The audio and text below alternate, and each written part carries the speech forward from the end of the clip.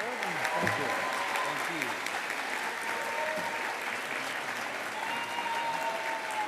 Thank you.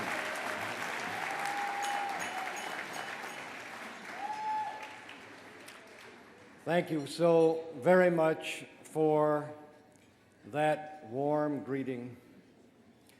Proceeding to a specific location is a journey. Progressing to an unidentified destination is adventure. In other words, if you know where you're going, it's travel. If you don't, it's exploration. Traveling often requires determination, energy, fortitude, and resourcefulness.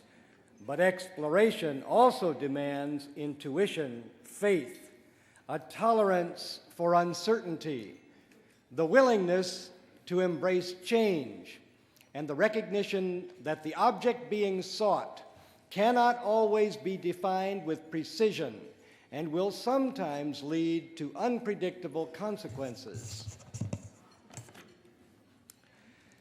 When the exploration is pursued with passion and faith, the process not only produces knowledge but also stimulates the development of the explorers as well. Is exploration a matter of discovery, or is it the process of creation? T.S. Eliot said, "We shall not cease from exploration, and the end of all our exploring will be to arrive where we started and know the place for the first time."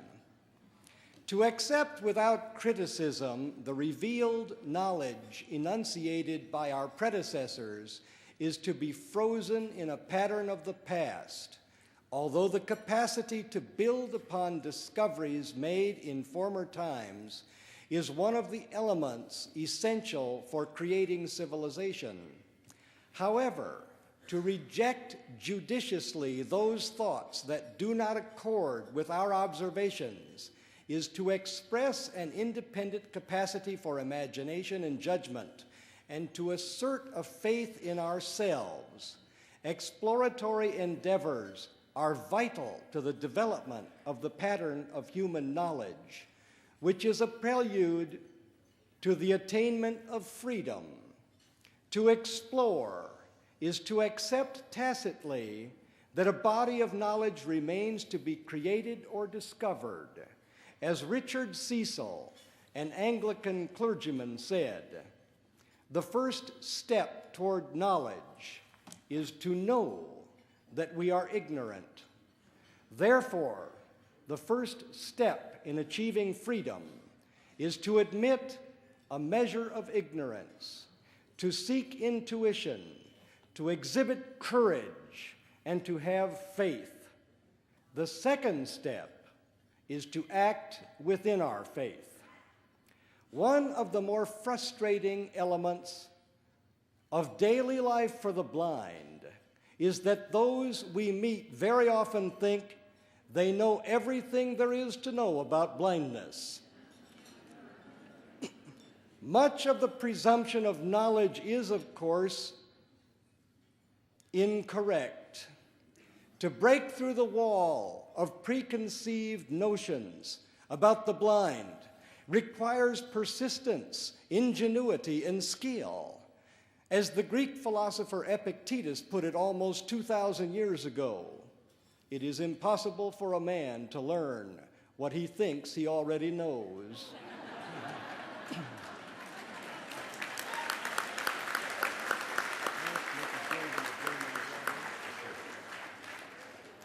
Added to this frustration is the irritant of theoretically educated ignorance.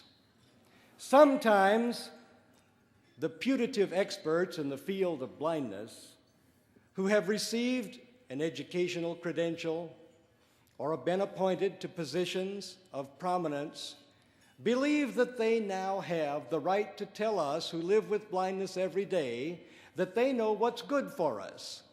When we challenge the assumptions of these so-called experts, they seem astonished. They tell us that They have only been thinking of our welfare. When we respond to them that our welfare is our business, not theirs, they seem to believe that we have usurped their authority, belittled their professionalism, and rejected their superior intellectual comprehension of our condition, all with a healthy dose of ingratitude added to our insolence. They never seem to comprehend that they should be listening to us rather than demanding that we listen to them.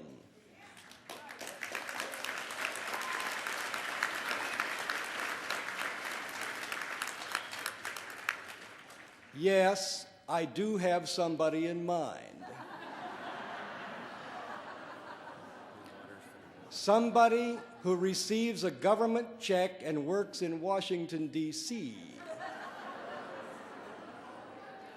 But we will return to the Department of Education a little later.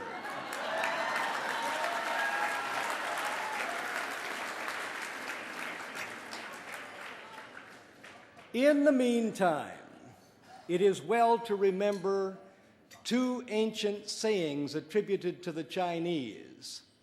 Rotten wood cannot be carved, and an ignorant man is never defeated in an argument.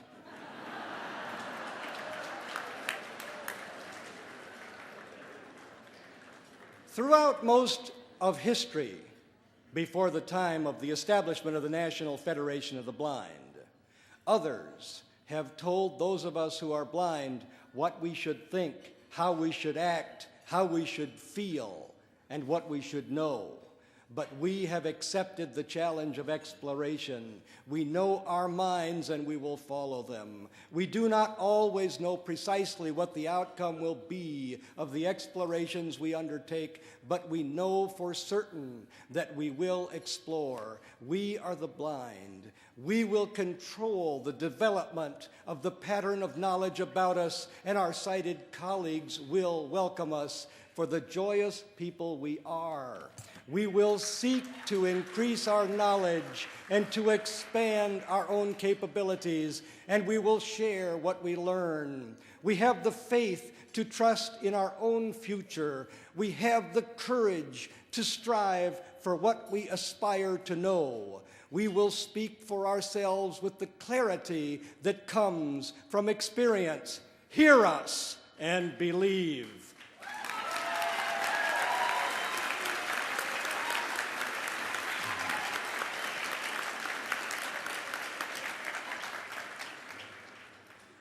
When Dr. Jacobus Tenbrook and a few others gathered in Wilkes-Barre, Pennsylvania in 1940 to form our federation, the principles of our movement were adopted as one of the elements of our founding. We, the blind, have a right to speak on our own behalf, to create our own destinies, to participate fully in our society on terms of equality with others, to gain an education, to work in the professions and common callings, to establish families, to raise children, to engage in political action, to invent new products, to originate innovative conceptions of thought, and to join in all forms of endeavor available to the citizens of our nation. These principles remain as valid today as they were when first adopted more than 6 decades ago. However, some of our expectations of our own capabilities have changed. During an early period of the Federation, some of our leaders believed that blind people could learn as much as the sighted, but that the learning would take longer for the blind than it would for sighted students. Today, we would not make such a broad generalization. Some kinds of study do require more time for the blind than may be needed for the sighted. However, many do not. Sometimes blind people are more efficient in the methods used for learning than the sighted are.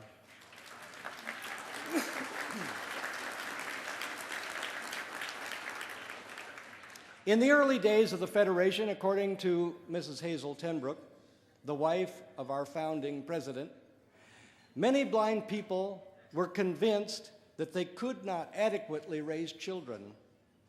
The number of children born to blind parents in those days was smaller than it has come to be today, she said. Although in the early days of the Federation, blind people often traveled by following one another in long trains or lines, each person holding to the shoulder of the person ahead with a sighted escort in the lead. Although this sometimes still occurs, it is much less common today than it was 50 years ago. A very substantial portion of the blind population expects to learn to travel independently.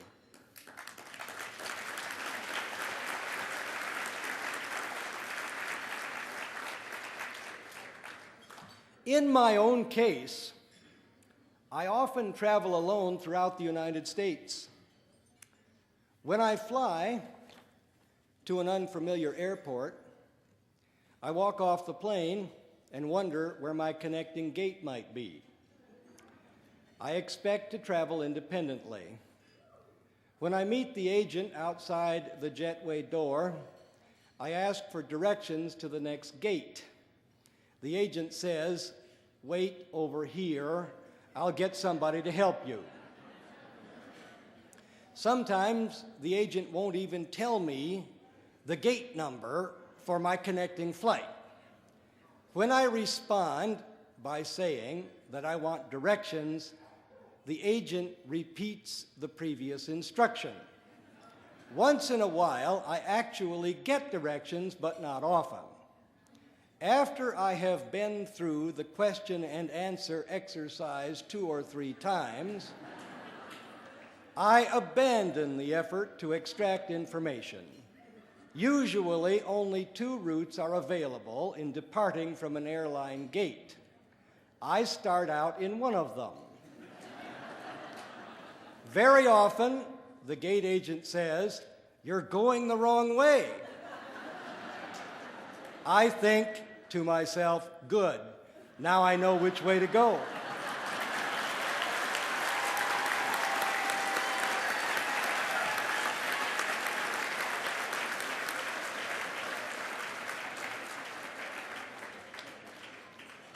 What I find particularly annoying in these exchanges is that airline personnel assume an attitude of superiority.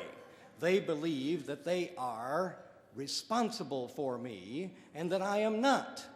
If I move from the place where I have been deposited without their permission, they resent it. They have a procedure and they want me to follow it, whether it serves my interests or not, and whether I like it or not. Because I expect to be responsible for my own behavior, and because I object to anybody's interfering with my freedom of movement, I find myself in conflict with officious airline personnel who think that I should ask permission from them to do virtually anything except breathe.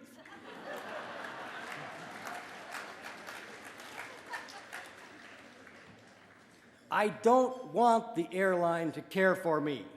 I want them to fly the planes and see that my luggage gets there when I do.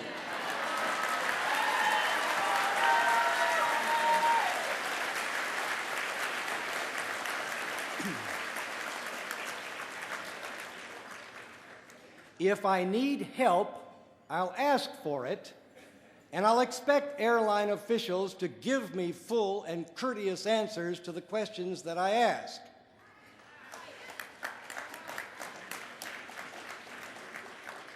Of course, not all blind people have either the training or the bullheadedness I possess. Many blind travelers will need assistance, which should be freely given. Sometimes I ask for it myself, and in the early days of my traveling, I assumed that I needed it. Whether a blind person asks for help or not is a matter to be decided by the blind person.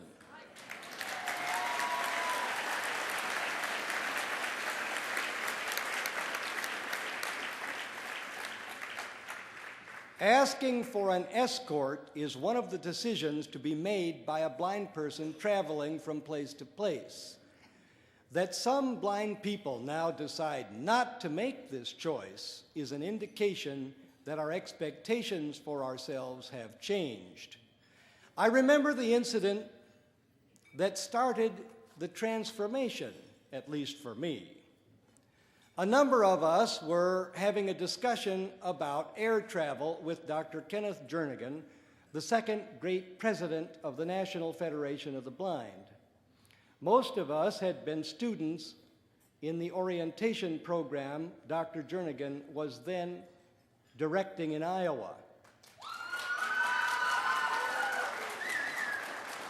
We were talking about how blind people get through airports. Some of us maintained the opinion, I was part of this group, that blind people needed escorts. Others believed that moving through airports could be approached in much the same way as traveling through city streets. Taking cane or dog in hand, the blind traveler seeks out landmarks, asks for directions from individuals along the way, and puts one foot in front of the other. We devised an experiment. During our next excursion through an airport, some of us asked to be escorted by airline personnel, and some of us stepped out on our own. The non-escort group arrived at the departure gate ahead of those who had sought assistance from the airline.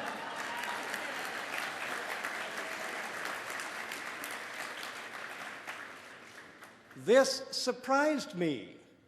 I wondered, how did you manage to get this done faster than I did when I had assistance and you did not? One incident does not create a pattern, but it does offer food for thought. Although our expectations have expanded through the decades, our objectives are clear and unaltered. We expect equality for the blind with all that this implies. Exactly how much more potential exists within blind people depends on our ambition and our imagination. Some would regard this as a frightening thought, but we do not. We do not avoid a challenge. Challenge is requisite to progress.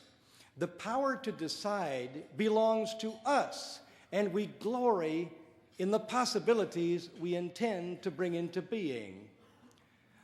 Are blind people as smart as sighted people? A goodly number of articles have been written about a goodly number of studies which purport to shed light on this question. In the July 2004 issue of the Review of Optometry, published by Jobson Publishing, LLC, an article appeared entitled, "Does Cataract Surgery Restore Intelligence?"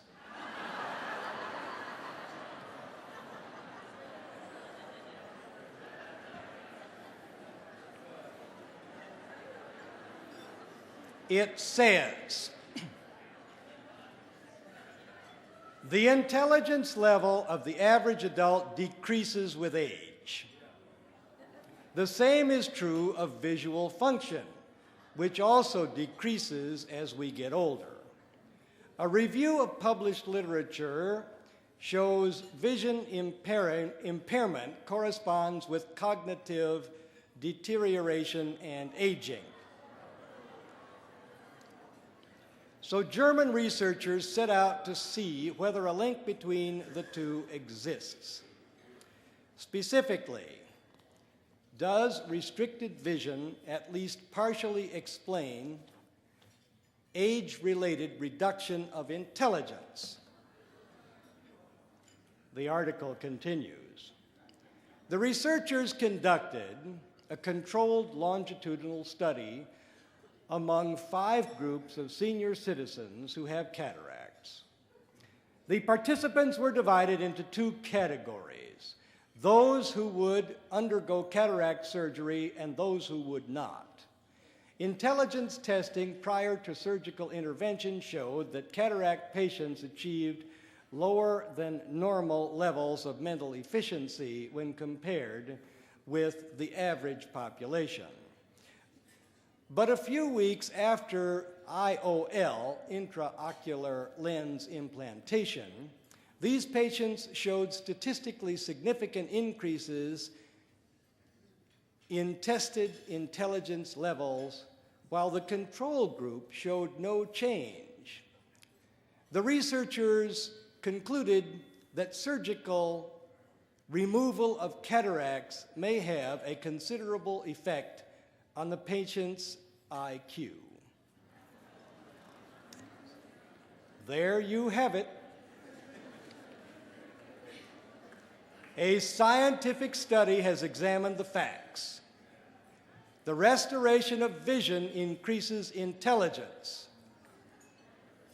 The deterioration of vision does the opposite. In the process of becoming blind, human beings also increase in stupidity.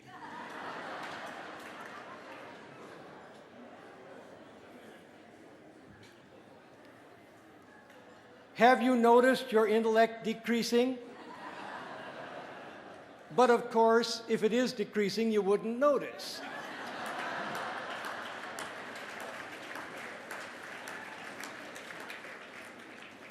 What a ridiculous bunch of nonsense.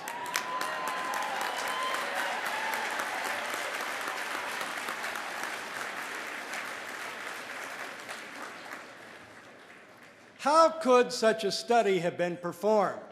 I do not know what testing methodology was employed to reach the astonishing conclusion that those who lose their vision also lose their brains. However, the testers in this so-called scientific study have a great deal to learn, and we intend to do the teaching.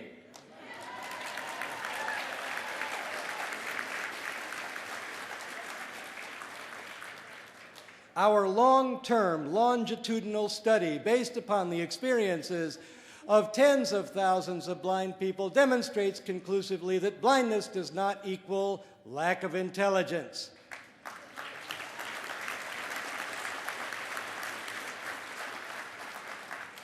We say to these so-called scientists, meet us on the field of debate. Match your intelligence against ours. Let us devise the study to determine the intellectual prowess of the participants, and we have no doubt of the outcome. Your conclusions are false. However, we have a suggestion for you. When you try again, perhaps you should seek insight about testing blind people from those who have the knowledge to teach you. Perhaps you should talk to the blind. If you do, you may get closer to the truth.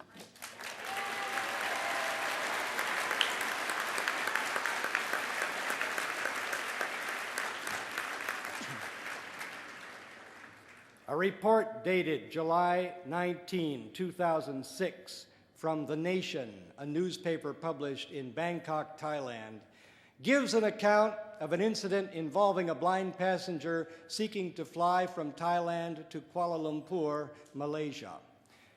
The passenger involved was a blind person who was refused transportation because he was unaccompanied. Airline officials said that because they were operating a low-cost service, they did not have personnel to care for the blind passenger. Montian Boonton, president of the Thailand Association of the Blind, protested the action of the air carrier, declaring that the refusal to accept this passenger was discriminatory. Despite the arguments, the blind passenger was forced to take a different airline. This report of discriminatory treatment of a blind air traveler, even though it happened less than a year ago, may seem remote. The incident occurred in Thailand, half a world away. The concept of civil rights for the blind has been discussed and pursued in the United States for well over half a century, but in many other nations it is less well known. Montian Boonton is a very strong advocate for the rights of blind people and is himself blind. However, although he and the other members of the Thailand Association of the Blind have staged public protests to protect the rights of blind people, self-organization of the blind in his country is comparatively recent. Furthermore, a report from so far away might suggest that the blind person in question had little training in the specialized skills and techniques used by the blind, or perhaps only limited experience with travel. The matter is put into perspective when we contemplate the individual who was denied access to air travel. His name is Fred Schroeder.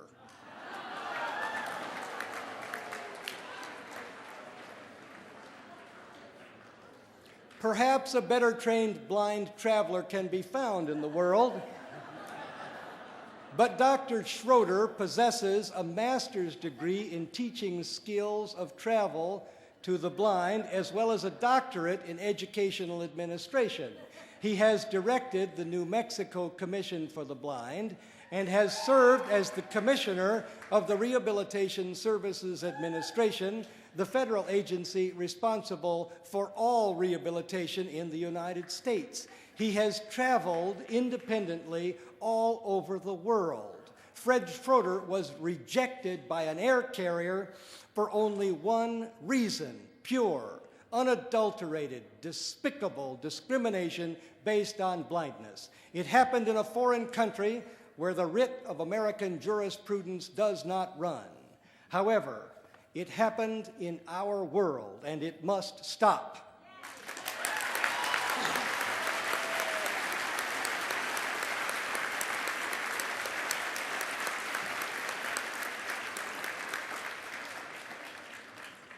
Most of the time, we in the National Federation of the Blind pursue legislation to protect the rights of the blind in our own country. However, within the past few years, we have been participating in the drafting of an international convention at the United Nations to protect the rights of blind people in all countries. Ironically enough, the person designated to serve as our representative in these negotiations is Frederick Schroeder.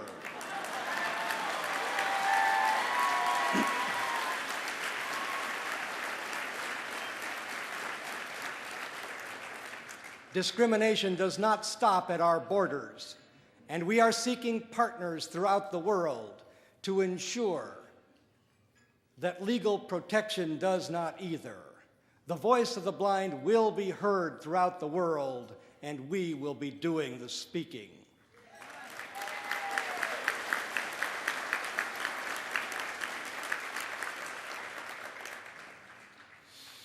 At one time, the American Foundation for the Blind, a private agency based in New York, proclaimed that it served as the clearinghouse for information about blindness to the professionals and to the government. Publications produced by the American Foundation for the Blind sought to set the tone and establish the agenda for programming throughout the United States and in some cases throughout the world. However, the foundation did not work in partnership with the organized blind.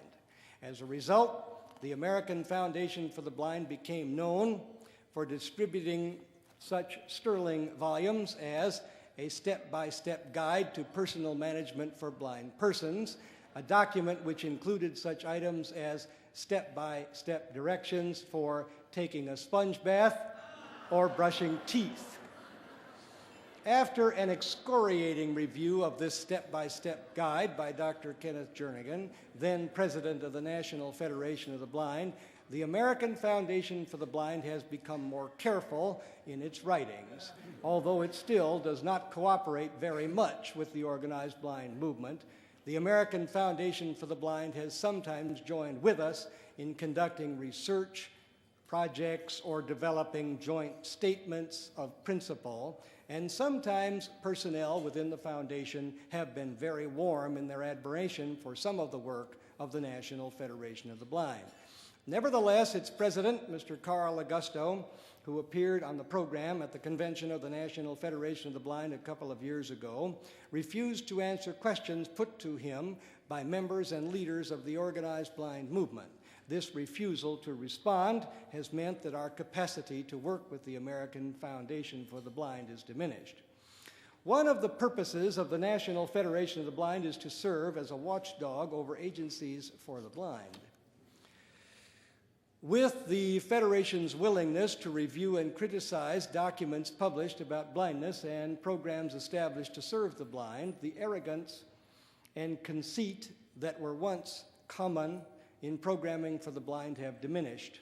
However, the dehumanizing phrase and the belittling assumption can still be found. The Jewish Guild for the Blind, a private agency located in New York City that has occasionally considered working in partnership with the National Federation of the Blind, distributes a 16-page booklet entitled The Sighted Guide Technique, an instructional guide for sighted people when assisting a person who is blind or visually impaired. The text contained in this booklet demonstrates that any partnership considered with the organized blind movement has never developed to any substantial degree. The service mark used by the Jewish Guild for the Blind to produce this book is Sight Care. Though it may have been unintended, the opinion of the Jewish Guild for the Blind is readily discernible from this service mark. Blind people need care, and sight is required to provide it. Although blind people may not be completely helpless, they do not have the capacity for independence of action that the sighted take for granted. This is the implication of the text in the booklet, and sight care is a most appropriate epithet to be used to express the tone and purpose of the publication. Keep in mind that the blind, the intended beneficiaries of this booklet of helpful suggestions, are not addressed directly at all. The helpful suggestions in this booklet are directed toward the sighted caregivers who will interpret this advice for the benefit of the blind. Contained in this brief little book are instructions about how sighted people should make contact with a blind person, offer an arm to help lead a blind person, take the proper body position in assisting a blind person, take the proper steps to seat a blind person, help a blind person get through doorways and other narrow spaces, assist a blind person in proceeding up or down stairs, help blind people get into and ride inside automobiles, and be of help to a blind person traveling indoors. One of the noteworthy observations that can be made in contemplating this list of activities is what has been omitted. The sighted person is not expected to help the blind client find a job, locate the nearest casino, or identify a suitably interesting person of the opposite sex.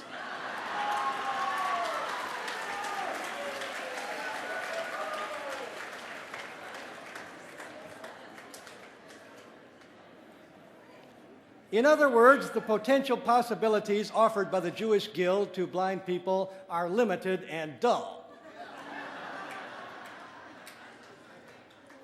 Consider the item concerning assistance to the blind in using a chair.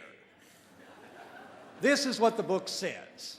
Listen to these instructions from the experts. You may need them so that you can help a sighted person learn to help you to sit down.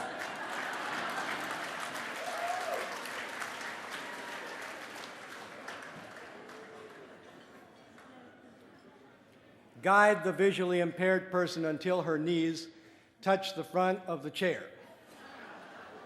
Describe the chair and place the person's free hand on the chair's arms or the seat. Alert the person if the chair is positioned against a wall so she will not hit her head as she sits down. The person will feel the arms or seat of the chair, turn around and sit. Stabilize the chair with your free hand so it will not slide backward when the person sits.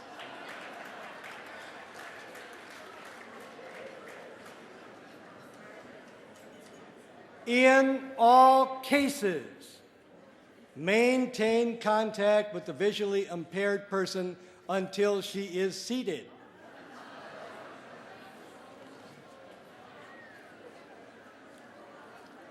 I interrupt to ask, can you imagine what dire consequences might occur if contact with the visually impaired person were lost?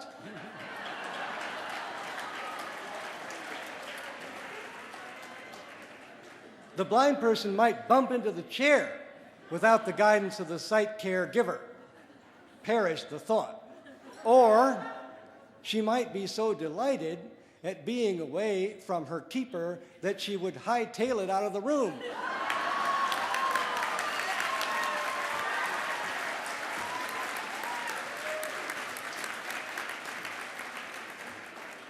Seeking more congenial companionship, the sight caregiver would be left all alone, with nobody to boss. Psychological injury might occur. The heightened imaginary feeling of superiority might crumble away, leaving the sight caregiver with no purpose. As you reflect on the passage of instructions about being seated in a chair, imagine what might actually be helpful. In unfamiliar surroundings, it is nice to know if an empty chair is nearby. However, for somebody else to assume that we have to be maneuvered into it until our legs are touching the seat and that we need somebody else to steady the thing while our posteriors approach the appointed place is to assume a measure of superiority and condescension which cannot be borne.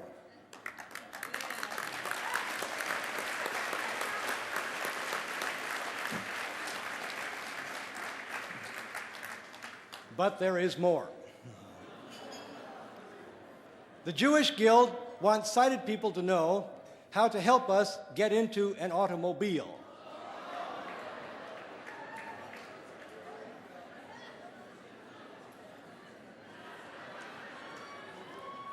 The directives in this complex maneuver may not be as difficult as certain yoga postures or as complicated as some acrobatic moves, but getting into a car, according to the Jewish Guild, is not the simple process you might have thought.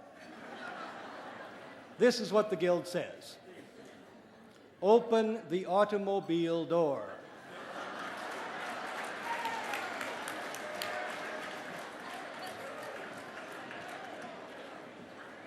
Stand behind the visually impaired person and place one of her hands on top of the door to show which way it opens, and the other hand on the roof to provide a sense of the height of the vehicle. The visually impaired person will turn toward you so that her back is toward the door opening. She will then sit down on the car seat and bring her legs into the car. Hold one of your hands along the roof line to protect her from bumping her head, and offer your other arm to assist the person as she sits. Pull the seat belt out of the retractor and hand it to the person. Ask if she would like assistance in finding and securing the buckle. Always confirm that the seat belt is properly secured. Alert the person when you are going to close the door. Check that she is safely inside the vehicle. Then shut and lock the door.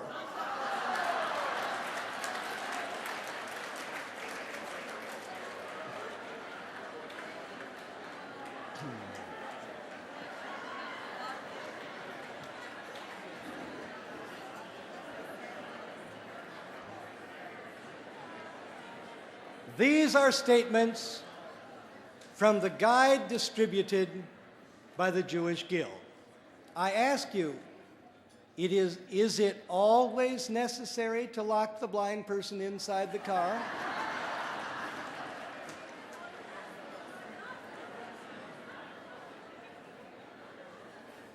Do the sight care workers have child locks on their doors to prevent the blind person from escaping before the sighted person decides it is time to get out?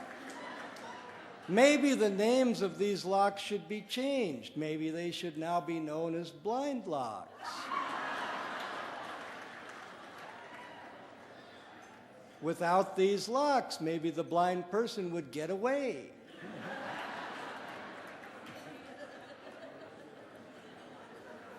Is it permitted to let the sight caregiver ask the blind person if she wants to be locked inside? Or is the locking procedure mandatory? They are talking about you and me. I have traveled hundreds of thousands of miles, sometimes with a sighted guide and sometimes without one. I have guided thousands of blind people and been guided by many. I have ridden in hundreds of automobiles, some of them my own, but most belonging to other people. I cannot imagine why anybody would believe that such advice is necessary. We are not willing to be victims of somebody else's condescension. We are not willing to be patronized by those who believe that they should take charge of our lives. We are not willing for this attitude to be imposed upon any of us. Is there any wonder that the organized blind sometimes feel a sense of betrayal when seeking to interact with agencies for the blind? If this book had been drafted by a high school student for a term paper, perhaps it would be forgivable, although most high school students with any sense would know better.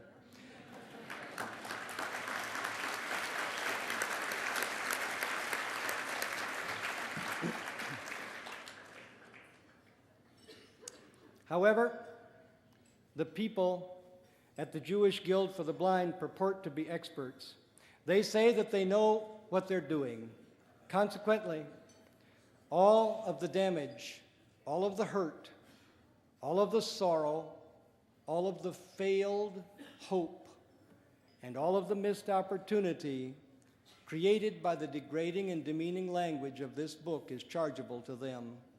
However, their tactics will not work. The imbecility of what they have done will backfire on them. We, the blind, will insist that our talent be recognized, and we will bring reform to the thought processes of those who live in a bygone era. We want service providers who will work with us as partners, but we are not willing to sell our souls in the process. No agency can run our lives, and we will not let them. We will decide what our future will be, and there is no force on earth that can prevent it. Hear us and believe.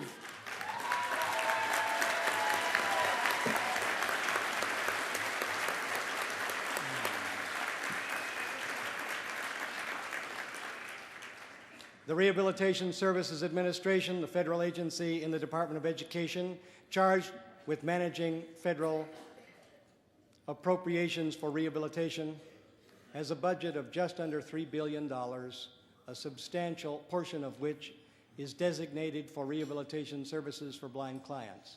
Because this agency has statutory responsibility for providing rehabilitation to the blind, and because properly conducted rehabilitation can have such dramatic results, and because the track record of the National Federation of the Blind in devising successful rehabilitation programs for the blind is the most productive in the United States, if not in the world, it might be anticipated that officials of this agency and senior policymakers within the Department of Education would want to work with us to give greater emphasis to this vital service.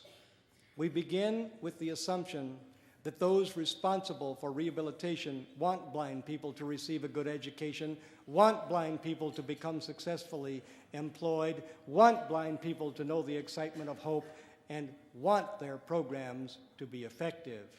However, the assumption of competence within the Rehabilitation Services Administration and the Department of Education may be unwarranted.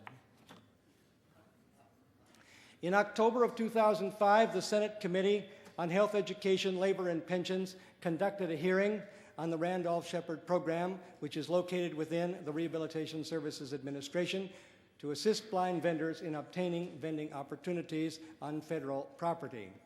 A report circulated about the program prior to the hearing contained massive misstatements of fact. For some time, officials operating sheltered workshops for the severely handicapped have been trying to take lucrative contracts away from blind vendors and to diminish the priority for the blind contained within the Randolph-Shepard Act. This priority protects the right of blind vendors to operate vending facilities on federal property. Assistant Secretary of Education John Hager was invited to participate in the Senate hearing. He declined to appear. He declined to suggest that anybody else appear, and he took no steps to seek to protect the priority for blind vendors contained within the law, even though the Department of Education has the responsibility for supervising this program. The 2007 fiscal year budget of the Rehabilitation Services Administration is approximately $2.8 billion. The law requires that a cost of living increase be included in the budget each year. Senior officials of the Department of Education have proposed that the budget for rehabilitation in 2008 not include this cost of living increase, despite the statutory provisions requiring it.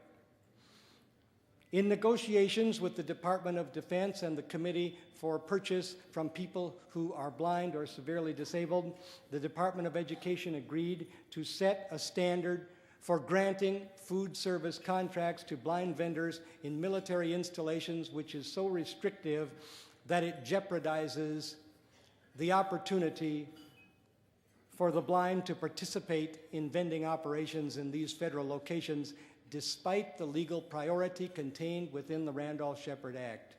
The Department of Education officials failed to consult with groups affected by the negotiations before reaching an agreement. And comments from department personnel strongly suggest that those conducting the negotiations did not consult with experts within the department itself and did not understand the agreement they made. When asked directly, department officials declined to reveal which people negotiated the agreement. The Rehabilitation Services Administration has had regional offices throughout the United States for more than half a century. Officials in the Department of Education said they were unnecessary and closed them. In the process of closing these offices, Education Department officials cut the staff of RSA by approximately 40%. This is how they showed support for the rehabilitation programs in the United States. They said it would be cheaper to operate the program without these offices and without this staff. It might be pointed out that the cheapest program possible would be no program at all. Of course, the cost in terms of human potential and in terms of dollars wasted in support of those who might be working would be enormous. Properly conducted rehabilitation always pays for itself. As we in the National Federation of the Blind have so often said, those who work do not receive support from public funds and do pay taxes, despite all of the evidence showing that well-run rehabilitation more than pays its way. Department of Education officials have cut the staff, closed the offices, and proposed to cut the budget. Officials at the policy-making level of the Department of Education have not come to this convention. Although it would be tempting to criticize these officials for failing to interact with the largest organization of blind people in the nation, this failure to appear is more than simply an indication of lack of judgment. It is an admission that these public officials don't know what they're doing and that they don't have the ability or guts to talk about why they're not doing it. They admitted as much in October of 2005 when they failed to come to the Senate hearing about programs for the blind. They admitted it when they cut the staff and closed the offices. They admitted it when they accepted a proposal that would diminish the right of blind people to work in vending facilities on military bases. They don't even know how to talk to us. Are they evil or incompetent? As Dr. Jacobus Tenbrook, the founding president of the National Federation of the Blind, put it, is well-intentioned folly better or worse than knavery? If officials in the Department of Education will not hear us, others will have to be told, and we will set forth the facts. We are not prepared to have government officials diminish our lives because they lack the capacity to comprehend the future that can and must be ours. We would like to support the programs of rehabilitation within the Department of Education because the potential exists within them for such substantial contribution to the independence of the blind. But the hand of partnership has been refused. Consequently, we must take the argument into another arena. We will carry our message to the public. We will march in the streets. We will fight with our bare hands if we must to ensure that the rights we have fought so hard to secure are not misinterpreted, ignored, or reversed. We know our minds, and we will follow them. Hear us and believe.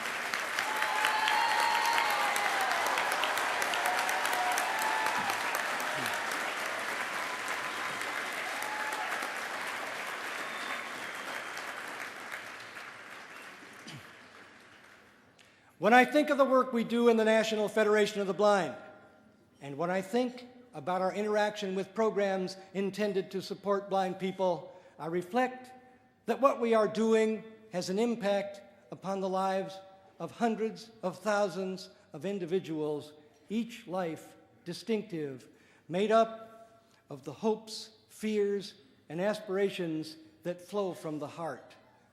Not long ago, I received a letter which said, "My name is blank, and I am 13 years old.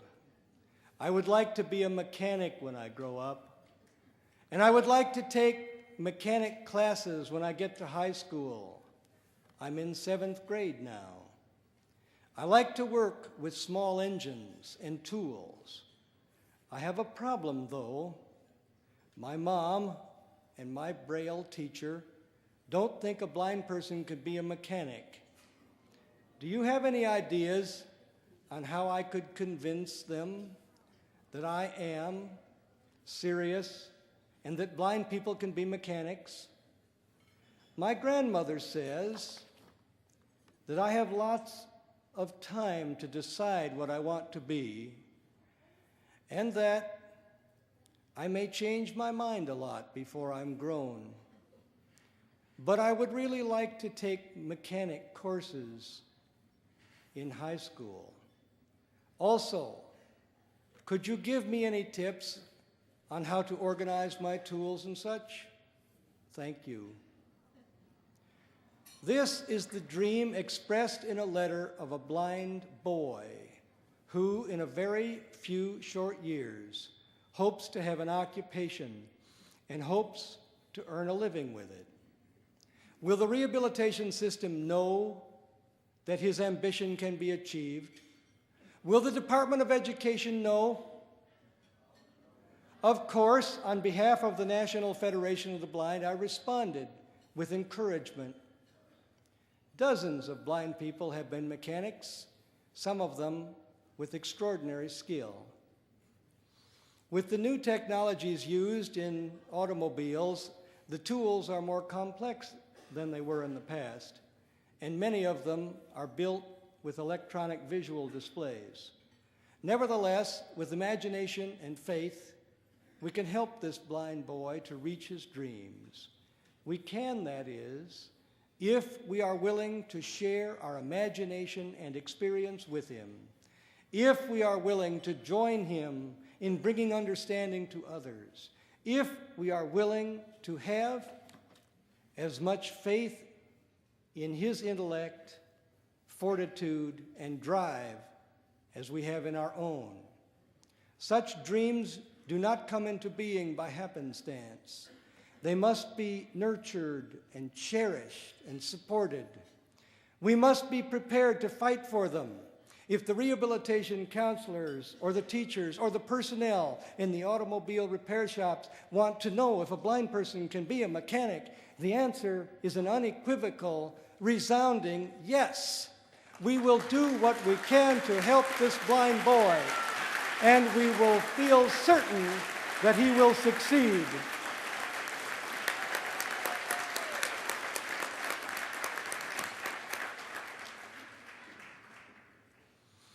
The nature of exploration is seeking to comprehend the unknown, which presupposes risk.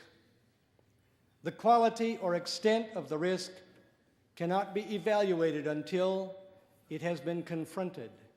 Sometimes we will demand of ourselves more than we currently know how to deliver, and sometimes the risk we face will be more than we know how to manage. This is the nature of exploration. Sometimes the assumptions we make about the capacity we have will be mistaken. However, we will learn from our errors as well as from our successes, and we will incorporate our knowledge into the next set of explorations.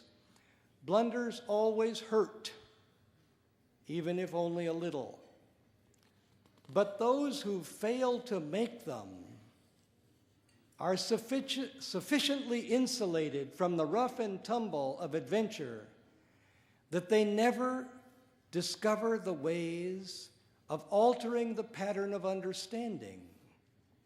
Consequently, we must maintain a healthy respect for risk when we explore.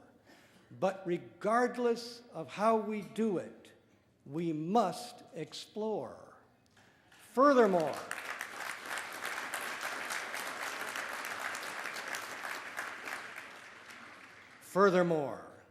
we must avoid the error that we urge others not to make. We must not believe that we know all of the answers to the questions that are raised. We must be open to new ideas. We must be ready to examine new methods of thought. We must be able to change our behavior when our minds tell us that what we previously have believed is better understood in a new way. We must not become obnoxious know-it-alls, unwilling to engage in discussion and reflection. And above all, we must have faith in ourselves and in each other.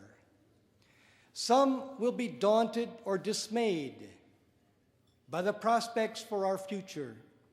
They will observe that the technology does not exist today to give us equal access to information, that the officials of governmental programs established to serve the blind do not comprehend the laws that have been adopted to create opportunities for us, and do not believe in our abilities to be successful. That the administrators of agencies for the blind sometimes belittle us and tell the members of the public that we have almost no capacity for independence. That the scientists think that our mental capacity diminishes with our loss of sight. And that airline officials tell us we cannot fly unaccompanied on airplanes because we are unable to care for ourselves. However, our experience has shown us that we can attain an education work in most jobs, fight to secure passage of legislation to protect us, expand the range of information available to us, create programs to serve our needs, devise technology of use to us, and speak with dignity and assurance to an ever-widening audience about the ability we possess. Those who explore, take the risks, set the boundaries, determine the program of tomorrow, and we are the explorers. We do not know the possibilities for us, for we have not explored all of the elements that constitute the pattern of what we are and what we will become. However, we know more about the pattern than anybody else, and we have decided to explore it all, to reach as far as anybody can, to dream as much as anybody will, and to build in a way that will bring into being possibilities for us beyond anything that has ever previously been imagined. What are the limits? And where will we stop? Nobody can say. Perhaps the limits expand along with our knowledge, our imagination, and our courage. What we have decided to do is change forever the prospects for the blind of this generation and those that come after us. The hundreds of thousands of blind people who have planned and labored and believed in our potential in the generations preceding us stand with us at this banquet tonight. We want nothing less than the full integration of the blind into society on the basis of equality with the sighted and the complete recognition of the talent we have. And we will never stop until the recognition has come and the equality is ours. Our goals will demand the best that we have in imagination and resources and judgment and effort, but whatever the cost, we will pay them. Whatever the requirements, we will meet them. Whatever the challenges, we will reach beyond them. The future belongs to us, and it will respond. We are the National Federation of the Blind, exploring tomorrow with unquenchable fire. Join me, and we will make it all come true.